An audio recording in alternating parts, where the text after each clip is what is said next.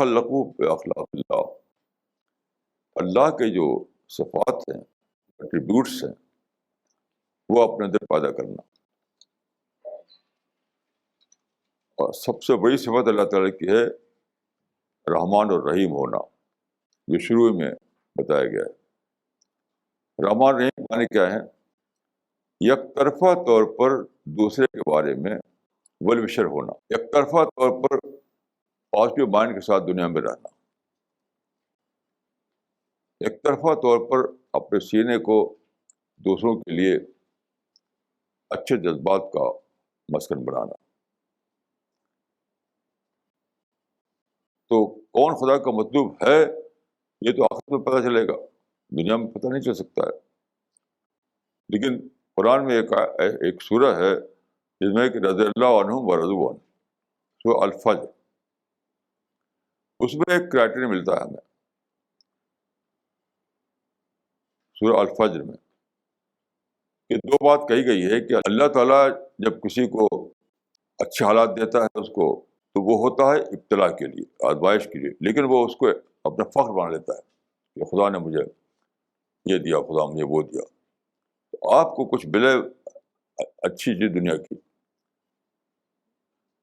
آپ کو دولت ملے، بلڈنگ ملے، پراپرٹی ملے، تو وہ ابتلا کے لیے ہوتا ہے، آزمائش کے لیے ہوتا ہے کہ آپ اس کو پا کر کیسے بنتے ہیں. لیکن ہوتا کیا ہے کہ لوگ فخر میں مبتلا ہو جاتے ہیں، ناز میں مبتلا ہوتے ہیں، اس کو اپنا پرائڈ بنا لیتے ہیں، پرائڈ. پھر اسی صورت میں ہے کہ جب اللہ تعالیٰ کسی کو تنگی دیتا ہے، تنگھالی میں مبتلا کرتا ہے، تو وہی ابتلا کے لیے ہوتا ہے، وہ بھی ابتلا کے لیے، آزمائش کے لیے ہوتا ہے. لیکن یہاں بھی آدمی کیا کرتا ہے؟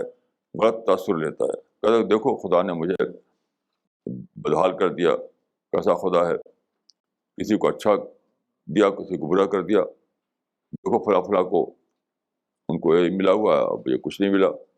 تو شکایتی نفسیات، ایک شکل میں فخر کی نفسیات، دوسری شکل میں شکایت کی نفسیات، یہ دونوں ہی خدا کے لیے غیر مطلوب ہیں. تو اس کے بعد فرمایا کہ النفس المطمئنہ جو ہے وہ اللہ کو مطلوب ہے. النفس المطمئنہ کا مطلب ہوتا ہے complex free soul, complex free soul. تو انہیں کے بارے میں کہا کہ اللہ سے راضی ہوگا. تو فی الواقع اللہ کسی راضی ہو گیا، فی الواقع کوئی اللہ کا مطلوب بن گیا، تو قیامت میں پتہ چلے گا. لیکن آپ کوشش کر سکتے ہیں اس طریقے سے کہ اپنے کو آپ کامپلیکس فری سول بنائیں، اپنے کو النفس المطمئنہ بنائیں، ہر چیز کو اس طرح سے دیکھیں جس طرح سے خدا اس کو دیکھتا ہے.